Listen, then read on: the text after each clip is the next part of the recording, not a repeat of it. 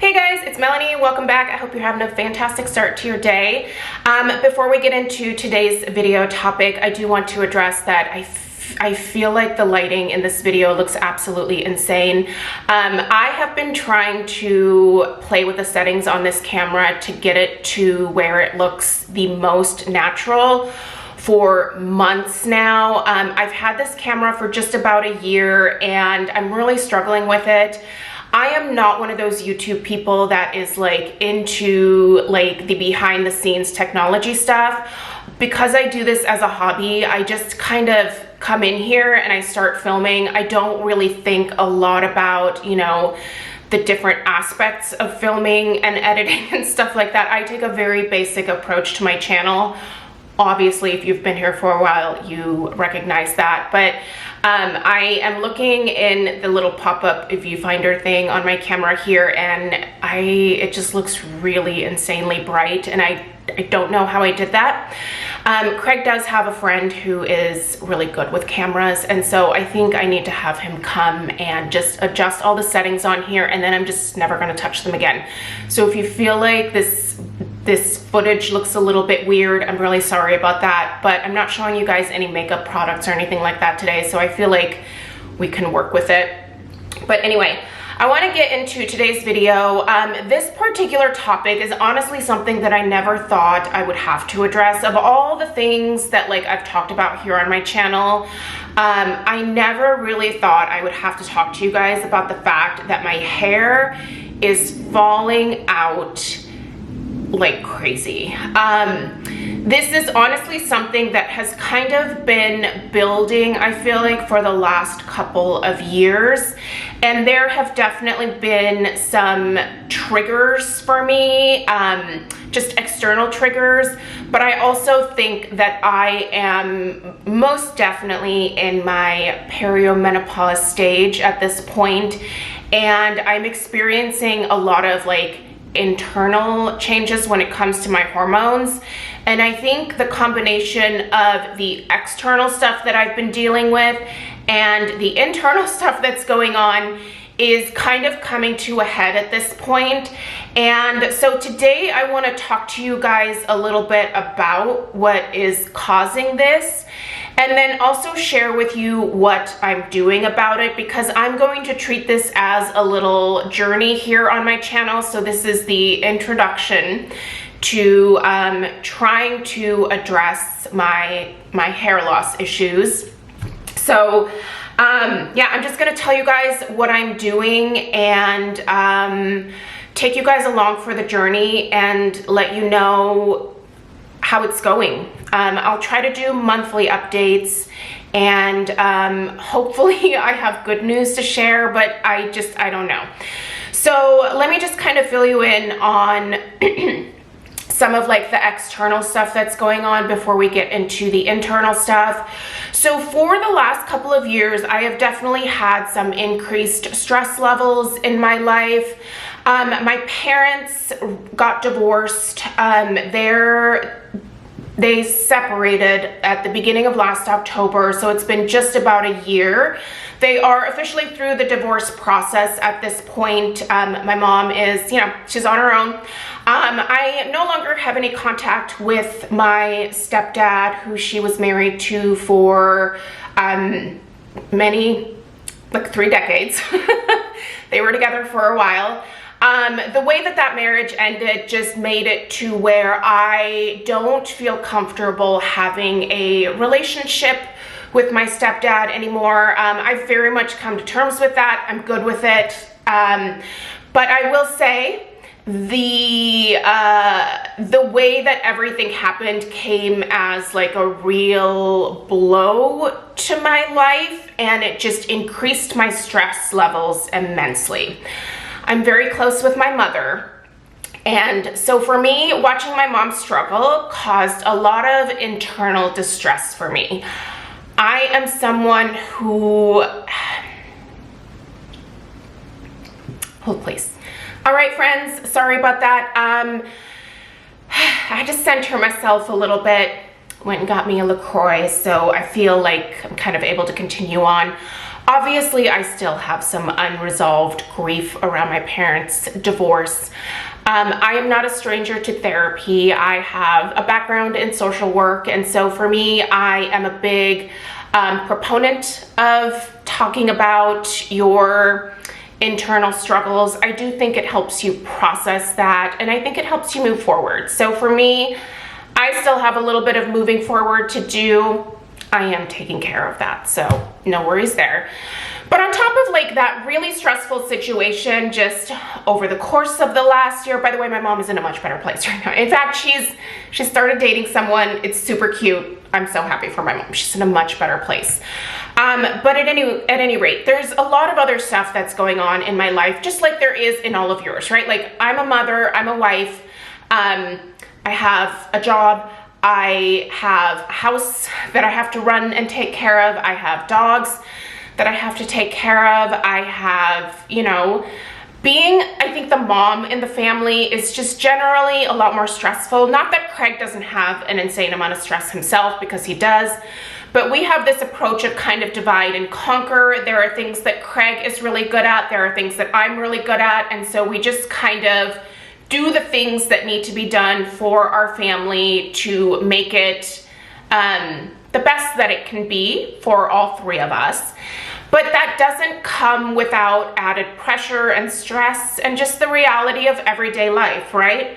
And what that does for me is just create a poop storm in me of stress that I just personally struggle to manage. I used to be better at it, but I feel like the older that I'm getting, the less coping skills I have maybe. So the stress kind of affects me differently now, and it affects me a lot more physically, and it is, I think, contributing to the current hair loss that I'm experiencing. But here's the thing, it's not the only thing that's contributing to it. I'm gonna be 45 in November, so literally just right around the corner, mid-40s. It's very normal for women in their mid-40s to be in the beginning stages or even middle stages of perimenopause. My mom went through menopause very early in life. Her mother went through menopause very early in life, and I'm sure if we go down the line of women in my family, they probably all dealt with the same thing, right? Not that they really talked about it much. Like, I don't remember my mom talking about it. I do remember her having a hysterectomy when I think I was 15. I think I was 15 years old when that happened. So yeah, my mom just, like, she struggled with it a lot, but just didn't talk about it. So when I started noticing changes, I was like, oh, what the hell? You know, I think we're very lucky nowadays that a lot more women are comfortable saying, like, here's what's going on, and I'm really having a tough time. But I think my hormones are just, they are tanking. I can feel it. So I have an appointment on October 2nd, so next week. I'm so excited to finally go talk to my doctor about starting HRT. I am not sure if I am a candidate for HRT because I also have a pituitary tumor. It's a prolactinoma. I call her Gladys. We discovered this tumor when it was probably 2004 or 2005. I was really struggling with migraines during that time, so they did an MRI just to make sure there wasn't something else going on, and they were like, oh yeah, there's something else going on. So found that it's benign, so it's, you know, and it's not, the pituitary is not technically a part of your brain, so it's not a brain tumor or anything like that, but it exists, and I do have to have it monitored. It's fine. Like, usually it's just it's been steady the entire time.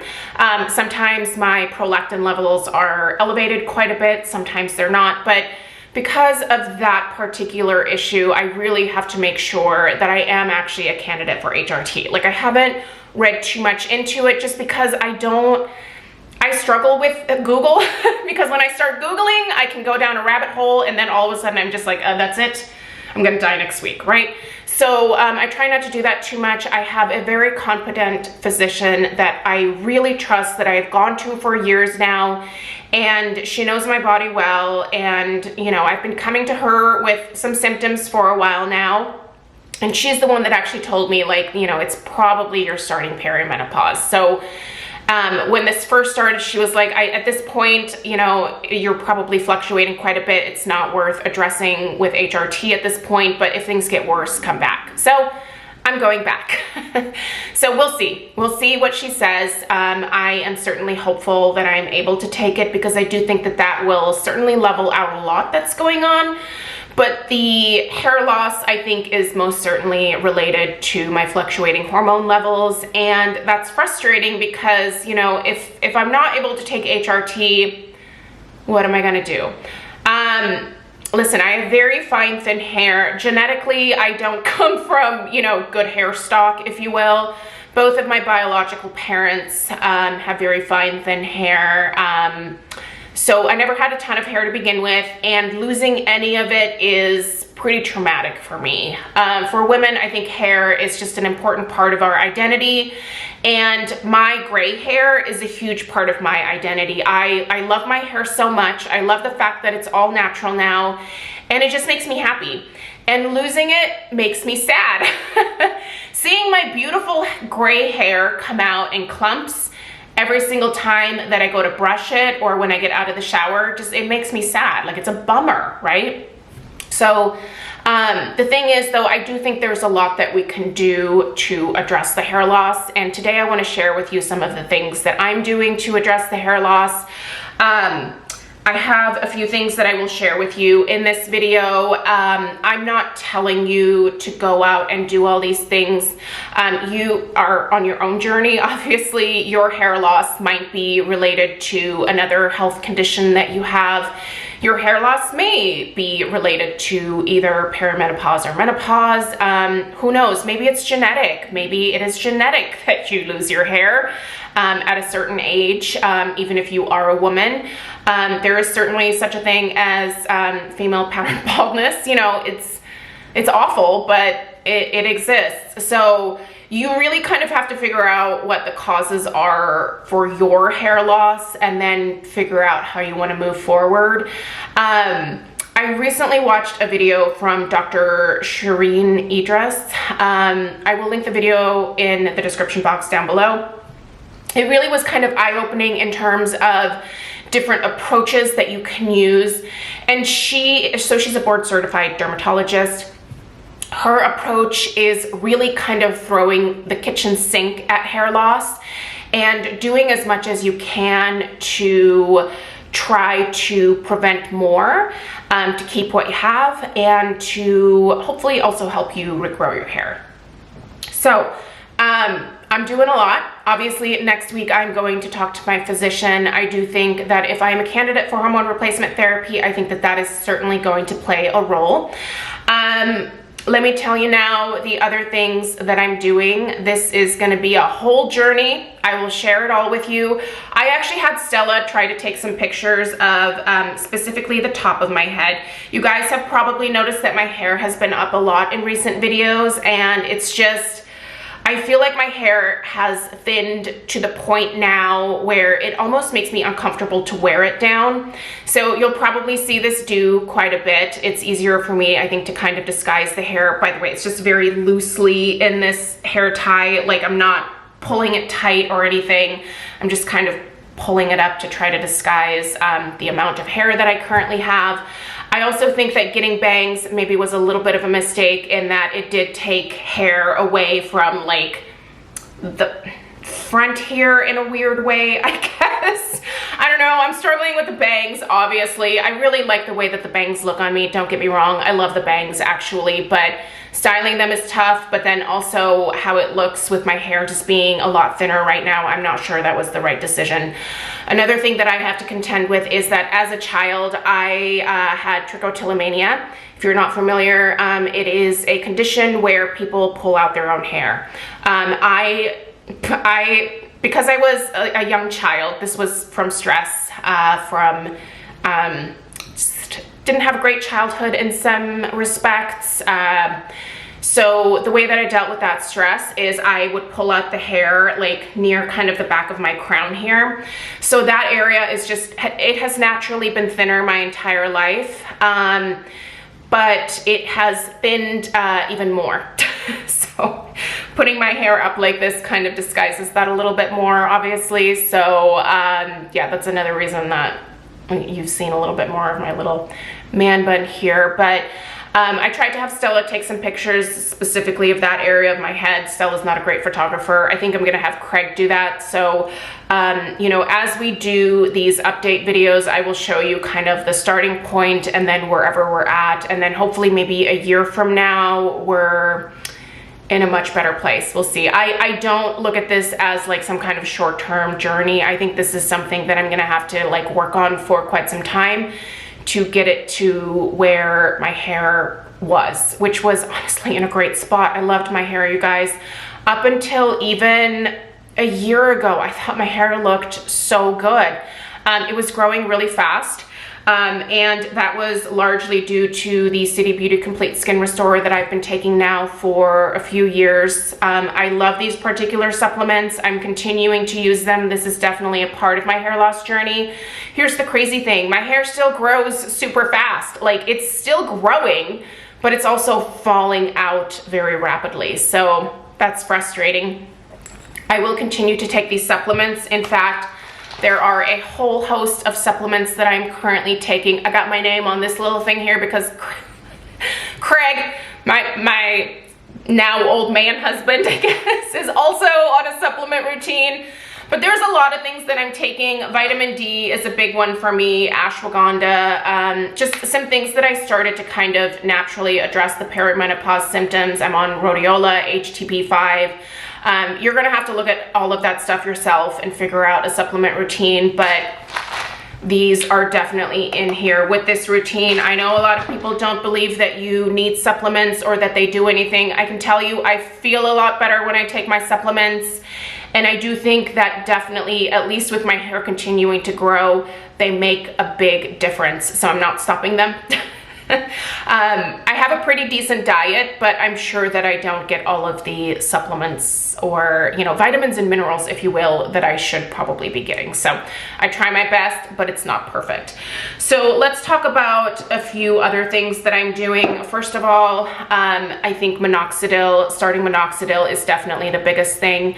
I'm using it mostly near the crown of my head. This is the Kirkland from Costco minoxidil. This is the 5%. Listen, the 5% is very much able to be used by women. Now, if you're still in your younger years, maybe you're in your childbearing years, maybe you don't want to use something like this. But basically, this just increases, it stimulates the growth, right? Like it brings the blood cells to the surface there, and it just helps to stimulate that growth over time. Is it like the ultimate solution? Probably not. Again, it's in conjunction with a lot of other things. I have found that the foam is very, very easy to use. It's very easy to separate my hair and then work a little bit of that foam in, and then, you know, separate, work a little bit of that foam in. I've been using this every single day. It does say you can use it twice daily. I have only been using it once daily. If I'm not noticing a lot in the next few weeks, I will increase it to twice daily, but right now once is kind of where I'm starting. Another thing that I'm continuing to do that I have quite frankly done for a couple of years now is these different natural growth serums, if you will. This one here is the Nutrafol. Nutrafol, I've heard a lot of good things about their supplements as well. I'm actually open to trying them. I'm so in love with these. I hate to go away from them, but I've also heard a lot of great things about Nutrafol. So this is their growth activator. This is the ashwagandha exosome hair serum. I have ashwagandha in my supplement routine, so I figured this one would definitely be worth a try. So I am also using this. I'm using this at night, and I'm basically putting it all over my scalp and doing a little bit of a scalp massage. I think anything that you can do to bring the blood to the surface to nourish the roots of your hair is going to be a good thing. You know, none of these are quick fixes, guys. This is all going to take a lot of time to work its way through. But I think being consistent with stuff like this, even if you don't try the Nutrafol, I have a growth serum that I've used from Grow Gorgeous that I really like. The Virtue growth serum that they have. Theirs is in a spray bottle, which is actually, I prefer that application myself, but these droppers are fine as well. There's also one that I've tried from Keratin. Really just find one that is within your budget, but use it consistently and combine it with a scalp massage. I think that's always gonna be a good thing. And then another really big thing that I'm focusing on is red light therapy. So I have a couple of red light therapy devices that I've been using for this. This one is my Mito. I have a discount code for this one. I also recently reviewed the ITheraU device as well. That one I think is even a little bit more affordable than the Mito, and I have a discount code with them for the device that they sent me, so I will link that down below. But red light therapy, specifically the 660 and the, I believe it's 850 nanometer wavelengths are what you're looking for to help to, again, stimulate that scalp and encourage some growth. But yeah, these are all the things that I'm currently doing to try to attack this situation and to try to, at the very least, keep what I have left at this point.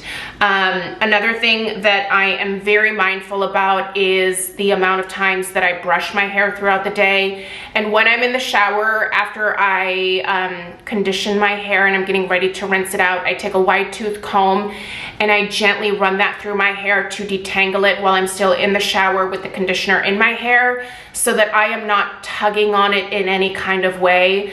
I'm also reducing the amount of heat that I'm using on my hair, so I am no longer using the high heat setting on my hair, my Dyson hair dryer. I went down to the medium, and I'm just very gentle with how I'm blow drying my hair. Again, not brushing it frequently, and just trying to honestly leave my hair alone unless I am doing like the scalp massages. And sometimes, you know, if I'm taking a break from work during the day, I will sit there and just kind of rub my scalp a little bit. But everything is a very gentle approach just to not continue to lose more hair.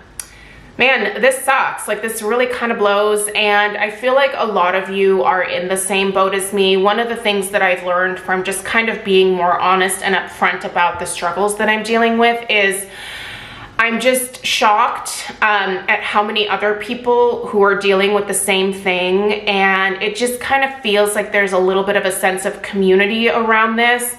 And honestly, it makes me feel better. It makes me feel better that I'm not the only one who's dealing with this garbage, right? Like, this isn't fun. I don't like that my body's changing. I feel like I've always been, you know, very proactive about my health. And even though I'm doing all this stuff, like, it's gonna take time. You know, this is all a process. I'm someone who certainly loves a quick fix like everybody else, but I don't think this is going to be a quick fix. I think it's gonna be a slow, ongoing process. And one of the things that I want to point out about minoxidil is you have to continue to use this. So, you know, if the underlying issues don't get resolved, which is why I think it's so important to talk to a physician if you're dealing with hair loss, if the underlying issues don't get resolved, you're gonna have to use this for the rest of your life to keep that hair attached, because once you stop, the hair can fall out again. So you really should address these issues with your physician as well. So I encourage you to do that. I'm doing that next week. I will certainly update you guys on, you know, whether she recommends the HRT and specifically what she's signing me up for. You know, I am anxious to get started if I am a candidate, because for me, I think it's going to alleviate a lot of other issues that I'm dealing with outside of just the hair loss, because it's not just that my hair is falling out. It's, you know, it's hot flashes, it's lack of sleep, it's brain fog, it's just not feeling myself, it's being grumpy, it's like just my patience is gone. Like, it's just so much stuff that's happening, and I feel like there's ways to address this, and you know, I just believe in being proactive, and I encourage you to do the same. Like, talk about it. Talk to your friends. They might be going through the same thing. You know, maybe they aren't comfortable bringing it up with you, but if you bring it up with them, they might just be like, oh, thank God I'm not the only one, right? So anyway, I'll certainly tell you guys the honest truth about how it's going with me. So let me know what you're struggling with down below if you feel so inclined, and just kind of share your journey along with me if you're interested. Let me know if you have any questions. I will put links to a couple of these things down below, and I will continue to update you. I appreciate you guys being here. I always appreciate your support, your kind words. I feel very blessed to have this platform, because I do think there are a lot of people who have been so encouraging to me, and it is so appreciated. I really wish everyone could feel that level of support. So let's form a community here and let's get through it together. Because none of us are getting through these perimenopause years without the support. I guarantee you, it just feels better to be open and honest about this kind of stuff. So let's discuss it. All right, thanks for being here. Please subscribe if you're new. Give this video a thumbs up if you found it helpful, and I'll see you guys in the next one. Take care. Toodaloo.